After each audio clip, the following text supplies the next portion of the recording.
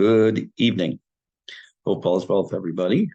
I made I don't know, you could call a mistake.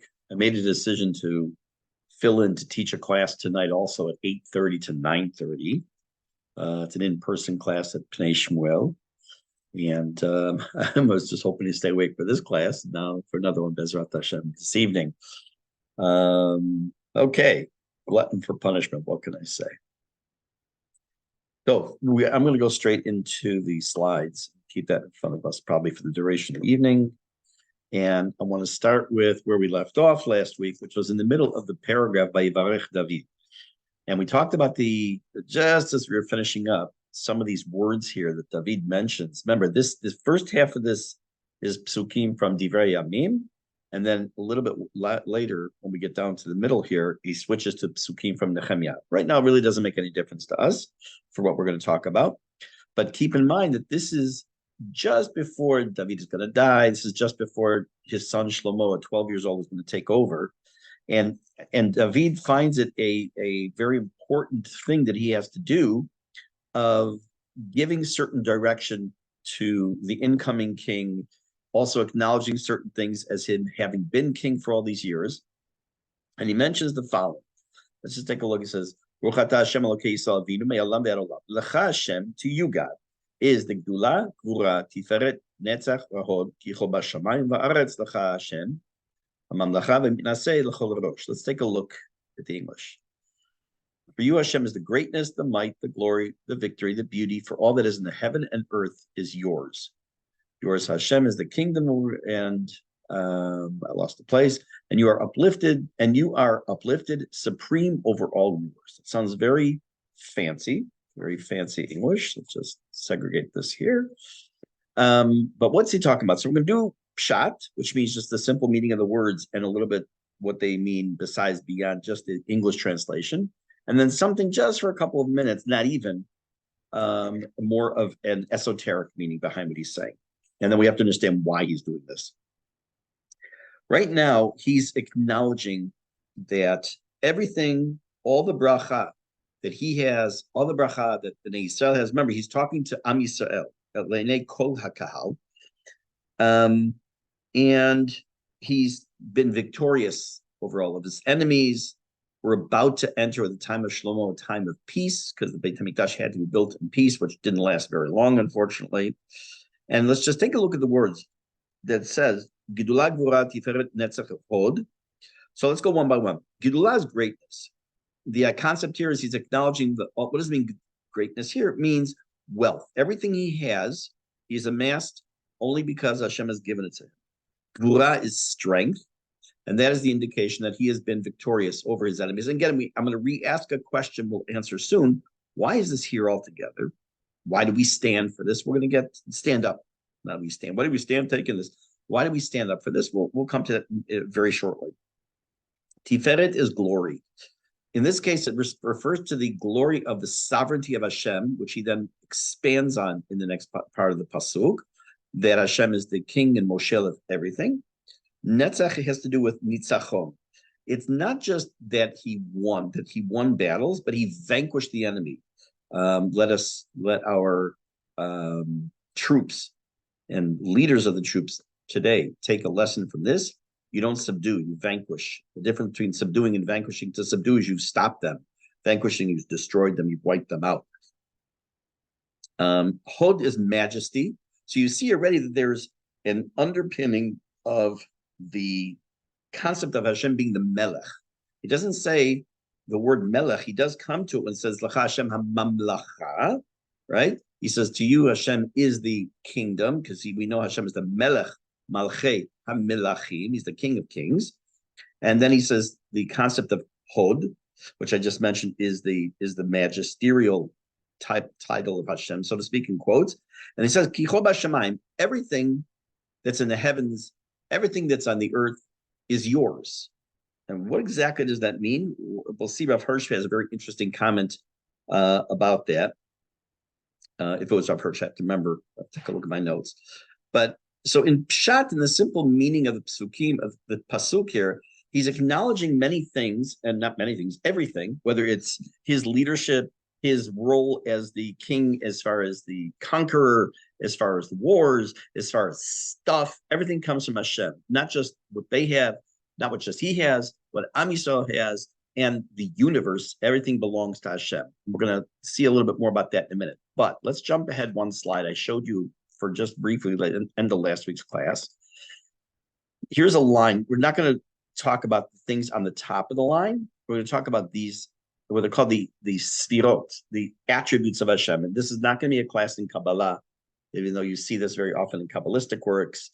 All I will mention is they're known in English as the emanations of God, different prismatic effect of light, paths, the way Hashem relates to the human beings, there's so many ways to explain this. But you'll notice, the reason I want to point this out is, look at these words: Chesed, Gvura, Tiferet, Netzach, Hod, Yesod, and Malchut.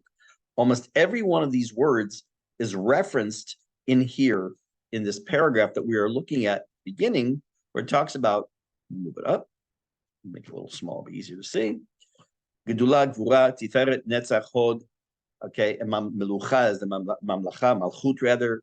Doesn't mention Yesod here, but almost every one of those emanations, every one of those svirot is mentioned. So not only is David saying something to us on a level of everything belongs to Hashem, everything we have comes from Hashem, everything that we have been able to accomplish comes from Hashem, and all the things really belong to Hashem, but which is just on a very simplistic, physical level, but also on a much more spiritual level, all the different ways that we relate to Hashem and Hashem relates to us. Everything also, all these emanations apply to all of us. Hashem relates to human beings to all these different levels. Now, if you want to understand what all these mean, that's a separate course. Part of it's in Tanya, part of it's a Kabbalah class. B'simcha, you're welcome to start learning. So I just mentioned that I have tried multiple times, besides what's in Tanya, which has a little bit of Kabbalistic perspective in it, which we have already done and will continue to do. I have personally tried over the years to start learning the Kabbalistic terms and be able to start applying and to learn more about it. And every time I try, something just doesn't click in my brain. So I'm hoping over the next 200-300 years, I'll be able to get some of that and be able to teach it as well. I'm hoping. Bezrat Hashem. Okay, so why is it that we stand at this point in davening? Okay, by Ashkenazim, they stand when it says Baruch Hashem L'olam Amen V'Amen, and Sfaradim start at this paragraph VaYevarech David. But in either case, we're standing for this. It's an acknowledgement. I want you to picture something that we talked about at the very, very beginning of this class, a long, long time ago. The Sidur of Yaakov Emden has on it the top of every page, and we talked about this, I think, recently also, that you should picture where you are relative to the Kodesh Kodashim, the Holy of Holies, where the Aron Brit Hashem was, the Holy Ark of the Covenant. And as you go through davening, the eventual goal is to be in the Holy of Holies, in quotes, when you're in Shemona Esrei. When we get to Shemona Esrei, by the way, that would be a long chunk of time. You're talking probably over a year worth of learning. And I happen to love teaching the Shemona Esrei, the introduction and the actual Shemona Esrei. But Shemona Esrei, you're standing ki'ilu at the Kodesh Kodashim, which is why you're supposed to be facing Yerushalayim, etc. But as you're getting closer and closer, you're outside the building, you're coming closer. It's as if you've been in the waiting room in Pesukei de Zimra up to this point. And now the door to the Heichal, the area, the Kodesh and the Kodesh Kodashim, the Holy, and then the Holy of Holies, opens up. And you're anticipating the entry, again, talking anthropomorphically, attributing human qualities to God, that Hashem has got now, someone has opened the door and now God's going to enter. You don't just sit, you stand up. And especially now when we're invoking the words of David HaMelech, I'm talking about Hashem has the Melucha, and he is the leader of all leaders and the ruler of all rulers, and the riches and everything that we have and they had is all from Hashem. So the being that's responsible for that is about to enter the room, or rather you're about to enter his inner sanctum, almost literally. And therefore, for that reason alone, we stand up. We also say, L'cha Hashem HaMamlacha, right? As I mentioned already, right over here. L'cha Hashem HaMamlacha, right after the yellow and underline. To you, God is the kingdom. Naseh l'chol l'rosh. And everything, any leadership comes from you. What exactly is this talking about? There are two types, very, very general terms, two types of rulers of countries. You have those who rule by consent to be governed by that person or that government. And others you have, and I know that some of it falls into a category of a king, which is not necessarily by consent of the people. I don't want to get to picky and things here, but just generally two things. That's consent of the people with the will of the people, and the other is dictatorship. And they're the ones that are mitnaseh. They're the ones that take over the leadership. We see that word when it comes to Korach, when he comes to Moshe and Aaron. He says, why do you feel you have to do a power grab and rule over the Bnei Israel? So in either case, whether it is the ruler, the king, or the prime minister, or the president, or the dictator, whoever it is, David is saying that any kind of government, anything that's out there, is that any figure that's out there is attributable to Hashem. Now, does that mean Hashem wanted that person to win that election? Right now, I'm not going to delve into that.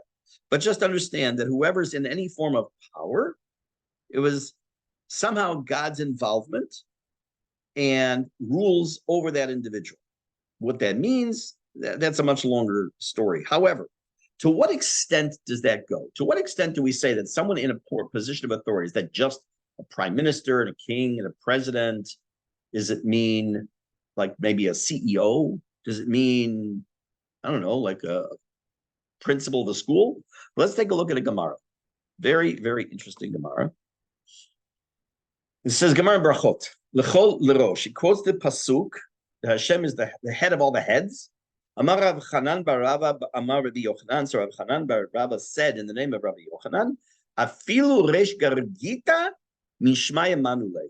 Even a person who is in charge of the water department of the village is put in charge of it because of God. Now, is that meant to be taken literally? Is it meant to be taken figuratively? Is it meant that God has a sense in everything? It's immaterial right now. Okay? That if you learn the Gemara Brachot, you get to that daf, you can learn all the commentaries on it. But what it's trying to do is paint a picture for us right now. What I'm trying to do is that everything, every position of authority, one way or another, Hashem has his hands in it as well. So you say, like, wait a minute. So Hashem, let's take it to the absolute extreme, wanted Chas v'Shalom Hitler to be in power. Hashem wanted Saddam Hussein. Hashem wanted. Okay, those are the theological questions which are way beyond the scope of tonight's class. But understanding that whatever power a person has as a leader, as a dictator, as a king, as a prime minister, as a president, or in charge of the water department of Gichon or wherever they are, somehow Hashem has his hand in that as well. The ha'osher, let's go back to the paragraph for a second. Okay, va'osher v'hakavod milefanecha v'ata moshel bakol. The riches, the money, the power, the honor before you, and you are the ruler of all. And in your hand is the power and strength. And you also give. He says here in English, your hand is in your hand to bestow greatness and strength upon all. What's going on over here? If I come to your house and you have a pile of cash sitting on the table, and I take some of it and I put it in my pocket and I walk out, that's called stealing, theft. If I come up to you with a baseball bat and I threaten you to give me your money, or has happened to me, as some of you know, 2 different guns to my head many, many years ago to give me your wallet, your money, and keys. That's robbery. There's robbery and there's theft. And in Hebrew, we have gzelah and geneva. And if the guy is caught, obviously you're allowed to sue him. You can get your money back and all. Why? I just play this. I'm starting with building blocks here. Why is it? Why, if I take your money, is that theft? Because it's yours, right? If I walk into your house, I take your phone and I take it home without your permission, I have stolen. By the way, the basic definition of theft or stealing is you holding something that you're not allowed to have. So even if a person doesn't pay a worker on time, which we discussed this topic in a couple instances before, you don't pay a worker on time, and you're holding that money and not paying, that money is stolen money because it belongs to somebody else. It's not yours. Having said all that, that's how we look at money. That's how we look at stuff and at things, which is the way we should. That's why there's all kinds of Gemaras and Shulchan Aruch all about theft and stealing and damage and everything else. Because if it wasn't mine, and the pile of money sitting on I don't have a pile. But if I had a pile of money sitting here, and someone walks in and takes it, and I can't do any, if I don't look at it as my money, then when I can't do anything about it, of course it's mine. Can't take it. So what does it mean? What does this whole series of words mean? So it's a perspective that we need to have about money. Now, before I continue, I want to tell you something. It's a custom for many people. Before we get to it, I'll explain what this is. Hold this here. That when they get to the words V'ata Elokeinu, and we're going to come to those words shortly, that between the words and the words V'ata Elokeinu, they put money in tzedakah. Dafka then. Why? What's the purpose of putting money specifically then? So we're going to talk about money for a couple of minutes. I'm going to tell you a story that some of you may have heard years ago. When my oldest daughter turned 12, it was her bat mitzvah. So we didn't grow up with bat mitzvah parties. That was just like the conservative movement did that. The religious people never did that. That became very popular later in the years. I assume because of pressure of bar mitzvahs and everything else, whatever. But we didn't really have any true plans to make a bat mitzvah for our daughters. But then as rabbi of shul and got invited to millions smachot, Baruch Hashem, we felt the need to want to give back. So we made a bar mitzvah for each of our daughters, the first one being our oldest when she turned 12. We did a nice event in our shul. After the party, sat down with the caterer to pay. And I take out my checkbook and I write a check and I have this big smile on my face. I'm making up a number. Let's say it was obviously more than $1,000. Let's say it's $1,000. I write a check for $1,000. The guy's name is Walter. And I give the check to Walter, this big smile. He says, Rabbi, usually when people pay me a lot of money, they don't look that happy. What are you so happy about? I said, well, first of all, you did a great job. So thank you. But second of all, finally, I get to get rid of your money. I get to give it back to you. He says, what are you talking about? I said, the money I had that paid you now, the $1,000, has been sitting in my bank account. It's been years. I've been just holding it ever since I made that money to give it to you. He says, I don't understand what you're talking about. So I started to explain to him that what we have, our financial holdings, whether it's cash, money in a bank, credit, whatever it is not ours. We are shomrim. We are, in a sense, gatekeepers of that money. Some of that money belongs to our dry cleaner. Some of that money belongs to our dentist. Some of that belongs to our plumber. Some of that belongs to our accountant. So, what am I saying? Of course, it's my money. And if you take it, it's stealing. But when I end up having to pay for a service or I end up paying for a product, what I'm doing is I am then returning, quote unquote, the money that belongs to that person I've been holding on to. Ki'ilu I'm a shomer. I'm one who's watching that money for that person. What does that do for me in my mind? Let's say, for example, I don't have a car, but let's say I have a car and something happens to it and I have to spend 500 shekel. I know that's basically a ding. That's a nothing. Okay, but I get 500 shekel I have to spend for a car to repair something, a little scratch. So I could say, dang, I could have had that, that 500 shekel, I could have had it to buy more this and more that. Or I could say okay, Hashem has just decided that 500 shekel, that person's supposed to have it, and I'm the one who's the middleman. So Hashem moved the money from my bank to his bank. Of course, Hashem has BIT. I don't know if you knew that, and Paybox. Pretty cool. And transfers the money in order for that person to have that money. In the meantime, that money was sitting in my account, but it was really belongs to that person. And whatever way it worked out, Hashem had that money go from me to him. Why? I don't know. That's just the way it works. Why did that person scratch my car? Why did that person do? That's, again, this is how Hashem does. There's an expression, Hashem has many messengers. If my 500 shekel was supposed to be in your pocket for some reason, something's going to happen that's going to make me pay 500 shekel into your pocket. That's just the way it is. That's the way Hashem works. So when we think in terms of that, I am really holding on to money to make use of it for education, to pay bills, to help others, to give tzedakah. Sometimes we think in terms of like giving tzedakah to somebody. Like I've done my civic duty, I've done halachic duty, I've helped other people, and that's wonderful. But if we look at it from that really belonged to them in the first place, or same thing with the lawyer, the doctor, the plumber, the cleaning person, whatever it might be, it takes a little bit of burden off. What I mean by burden,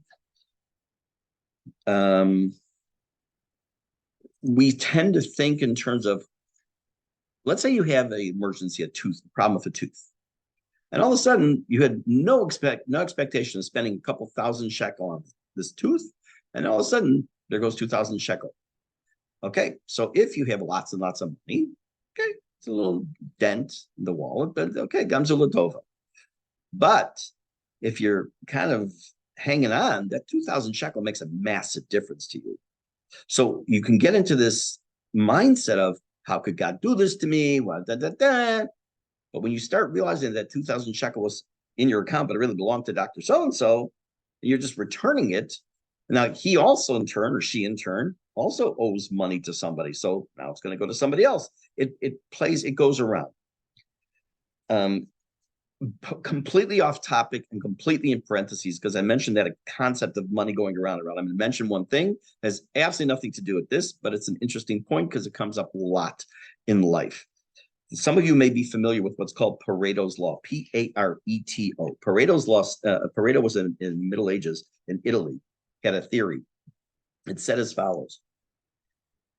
If you were to take all the wealth of Italy and divide it up evenly among all the people, that in X amount of years, 80% of the wealth would be in 20% of the hands of people, just because of commerce and business and whatever happens. It became known as the 80-20 rule. The 80-20 rule basically states that 80% of what you do or use is 20% of your things. Example, let's say you have I was going to say cassette tapes. Wow. I was explaining to some kid today what a cassette tape was. I had no clue. Let's just say you have 20 shirts. Chances are, let's make it easy, 10 shirts. 80% of the time, you wear 2 of those shirts. If you have 20 shirts, so 80% of the time, you wear 4 of those shirts. You have 100 books. 80% of your usage of books is 20 of those books. Okay? It's not exact science, but you think about it when you talk about, let's say you have 100 possible things you could do with a calculator or with whatever it might be. 80% of your usage is only 20% of your things, called the 80-20 rule. And like I say, it's named the Pareto's Law after the Middle Ages guy in Italy. Okay, forget that. So what it means also is when we're giving something to somebody, whether it's tzedakah or a payment for something, we're really acting as Hashem's shaliach. That's what it boils down to. This is part of the point here. And therefore, when we are at this point of tefillah, many people have a custom, like I say, to give tzedakah, because there's, in a sense, acknowledging this isn't my money. In a symbolic way, you're saying, okay, I'm going to put a couple prutot, a couple shekel, whatever it might be, into the tzedakah, and to make that acknowledgement. Okay, David is acknowledging sovereignty. Why is he now? He mentions here mamlacha. He mentions moshel bakol. Ata moshel bakol. Why? Remember, what's the point here? Who is he speaking to besides Am Yisrael B'Gadol in general? He's also talking to his son, Shlomo HaMelech, who's about to become in the very near future, Shlomo HaMelech. He's acknowledging that he's about to hand over the sovereignty of the Jewish people to Shlomo, but he also wants Shlomo to understand at his young age that his greatness, everything he will accomplish as the leader in the eyes of the world and maybe become extremely successful, hopefully, he should not feel that it is him, that he's the top dog, the big cheese. He's the be all and end all. He has to understand that he is the king, but there's a king above him, meaning Hashem, which leads into another topic, which I'm going to mention just briefly, which has to do with the king because it fits right in here as well.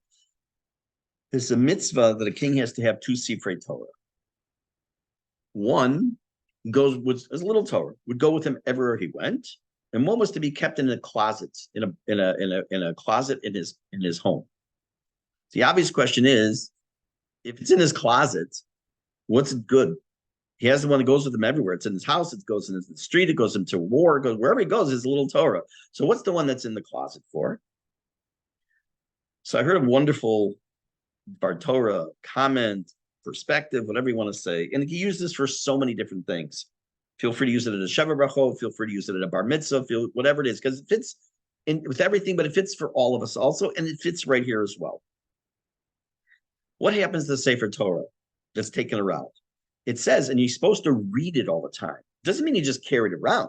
It was supposed to be used. That was his chumash, so to speak. Instead of carrying around a little pocket chumash or carrying around his little phone, which he obviously didn't have, so he'd use the Sefer Torah. What happens over time to the Sefer Torah? Dings, little nicks, things happen to the words. Chas v'shalom, they have to be fixed. Sometimes something gets smeared and it has to be fixed. Okay, how does he know how to fix? How does he know what it has to do? So he has to take his original version, the one that's been sitting in a pristine condition in his house. He opens it up. He or a sofer has to fix the letters.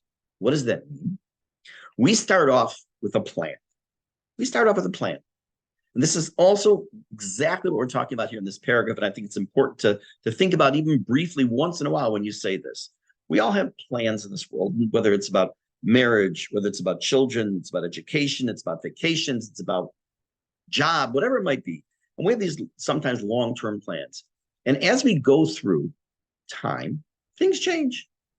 And sometimes we lose our way. It could be the marriage gets shaky. It could be the job isn't exactly what we'd hoped for or what we thought it should be, or the child is raised in such a way or is growing in such a way that's maybe not the exact way.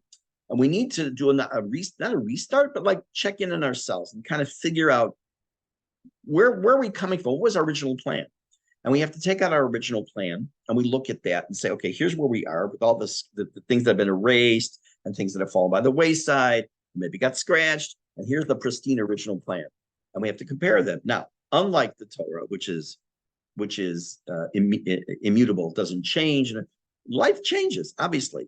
But sometimes when you have a good derech, a good way and path in life, and you have ideas you want to do, sometimes you have to check in. That's why businesses have 5-year plans and 10-year plans. And always the 5-year plan is not meant to be exactly this is what's going to be, but it's meant to be checked in to fix it, to look at it. Where are we holding? We said after 1 year, sales would go up 20%. We're only at 3%. What's wrong? We have to adjust. So going back to the makor, this is the same idea over here. We have to acknowledge as we go through life, as we go through our day, forget the whole life, just the day, and we have things that we're doing, we have to recognize that Ata Moshe Bakol, you are in charge of everything. We are only able to look back and say, are we doing the right thing? Or are we not doing the right thing? If we're doing the right thing, we continue. If we're not doing the right thing, we have to move along. Now, after we've acknowledged all this, right? You say all this,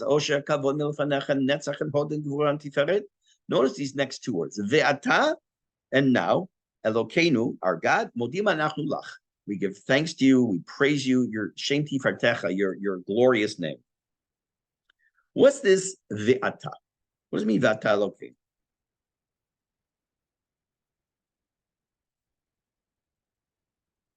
Imagine you're sitting with Hashem.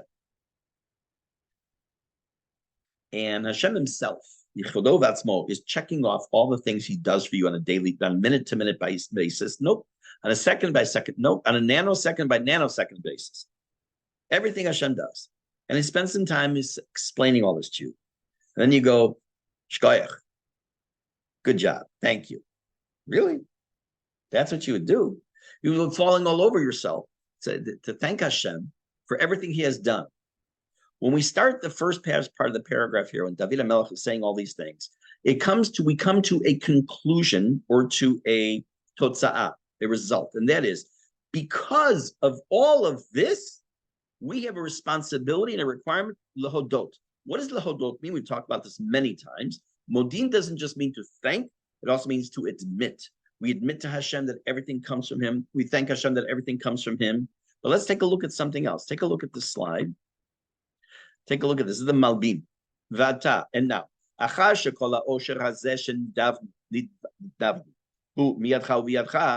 Because all the riches that we have, that we've donated, that we've given, have come from your hand, from your hand to your hand, and are in your hand. Therefore, we thank you that you gave us this great wealth. And we give praise to your glorious name. Why? Because this wealth, it's not ours, it belongs to you. And we exist every moment only because of you. I did a little bit of checking. I was pretty sure I was right, and I think it turns out that I am. I did a search in Tanakh, so easy to do today, obviously, for the word not ata, which means now, but vi'ata, and now. And from the many, many, many instances of the word vi'ata in Tanakh, I discovered the following. It is, I can't say always because I didn't check every single instance, but I'll be willing to say 99% of the time, it means, and as a result of this, etc. Because this is exactly how it fits in here. And as a result of all of our acknowledgement and understanding what Hashem does for us and gives to us and what we're the gatekeepers of, therefore we just thank Hashem, we admit to Hashem, etc., etc. And that's what that part of the paragraph means. So let's go back up for a moment to here. So now we switch over. Again, it doesn't make a difference to us as far as the context, the content, the flow. But the next few psukim come from Sefer Nehemiah. Atahu Hashem levadecha. Next line over here. Right here. I'm going to show you where I'm at. Right there. Atahu Hashem levadecha. Only you, Hashem, you're alone. You made the heavens and the heavens of the heavens and all the hosts of the heavens. The earth and everything upon it, the oceans and everything in them. And you give everything life. And even the hosts of the heavens bow to you as well. You are the He. Atahu Hashem. Now, in modern Hebrew, if you want to say, in English, if you want to say He is the bad guy, you don't say He is the bad guy. You say He is the bad guy. Who is it? He is the bad guy. One of those two, either he or is, you will stress. In Hebrew, there is no present tense to be, because you ends up saying Hashem's name. So therefore, there's an assumed. If I want to say you are a teacher, I would say ata moreh. I don't say you are a teacher. I say you teacher. It doesn't make sense. That's why people learning English who are Hebrew speakers very often in present tense will drop the verb up to be. Are, is, am. Where was I going with this? Oh, so when we want to say in Hebrew, he is the bad guy, there's no he is. So you have to say the word who, hey vav aleph, twice. Who hamazik. He is the one who did the damage. Who hamelech. He is the king. So here we're saying ata who, you he, Hashem levadecha, you he.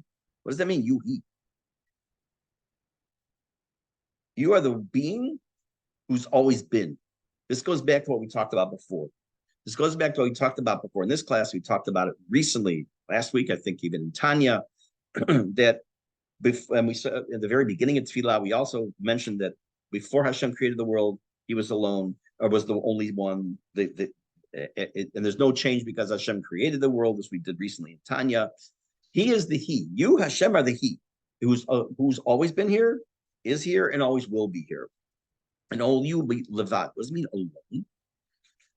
Remember that there's only one thing that is infinite, and that's Hashem. Why is it that we have a hard time understanding where Hashem came from? Because he didn't come from anything. Hashem has always been. Our brains cannot understand that, because our brains deal in finite, beginning and end.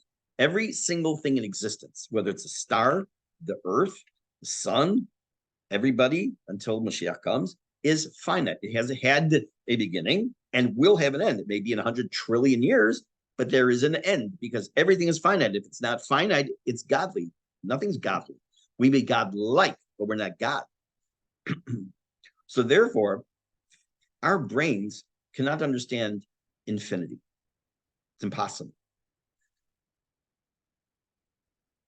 Hashem is levad. Hashem was alone. Before he created the world, didn't need it, didn't need anything. Well, what was the there before God created? What was the there? There was no there. What do you mean? Again, our brains cannot conceive of nothingness. It's impossible. We can't do it. We also can't conceive of what happened before God created the world because there was no before. There was a before, but there's no time by God. So what does that mean? So without trying to try and get you all messed up and confused here, understand that the acknowledgement here is that Hashem always is, was, and will be. It's the concept of a Yahoveh was, is, and will be, all wrapped up in that little Atahu Hashem Levadecha. And we go on to extol and give praise to Hashem as the creator of all, because now the focus is about to shift. Focus is about to shift as we go just down further in this paragraph. Atahu Hashem Elokim, you are the God. Shebacharta be'Avram. You chose Avram. And you took him out of Ur Kasdim. The Santa Shemo Avraham. And you made his name, you changed his name to Avraham. Okay. Hello, where'd that come from? Where'd that all of a sudden come from? Why are we talking about this? When there are differences of opinions, and we obviously can't know without asking Abraham Avinu himself, Bezrat Hashem B'Karov, exactly what is correct and accurate. But the opinion seems to be that from the Midrash that at 3 years old, Abraham Avinu, at that time was just Avram, was Makir Boro'o. He recognized, he understood there was a creator. And there's the famous mashal, what's called the Baal Habira, the owner of the palace. He said that if there's a palace, there has to be an owner, someone who built it. So if this world, there has to be someone who built it. It can't just have popped in from by itself. So already at a very, very young age, he had this concept of monotheism, and we know that. But why is this all of a sudden coming up at this point in this particular paragraph? And what does it mean in Matzata Levavo Ne'eman Lefanecha, which we haven't read, which I didn't read yet, but that's the last part of the sentence, which is really half a pasuk. I talked about that last week. There's a pasuk in Breshit, V'amin b'Hashem v'yachshaveh l'tzdaka, that Avraham Avinu had complete, unadulterated faith in Hashem. Avraham Avinu was the first Jew. Adam was not Jewish. Noach was not Jewish. I know when you grow up and learn Torah, whether you learn it as a kid or later in life, I've come across this many, many times when I've taught even teenagers. I said, what do you mean Adam wasn't Jewish? What do you mean Noach wasn't Jewish? He wasn't Jewish. Avraham Avinu was the first Jew. What do I mean? How can that be? Okay, so again, what does it mean to be Jewish? How did Abraham just become Jewish? What, he just went to Aish for a series of lectures, and now he's Jewish? Again, it has a different topic. But Avraham Avinu was tested through a large percentage of his life. We know that Abraham went through 10 tests. Most Mefarshim agree on almost all 10. There's a difference of opinion on what the last test was. Most say it was Akedat Yitzhak, or the binding of Yitzhak. The opinion of Rabbeinu Yonah, don't ask me why I remember this.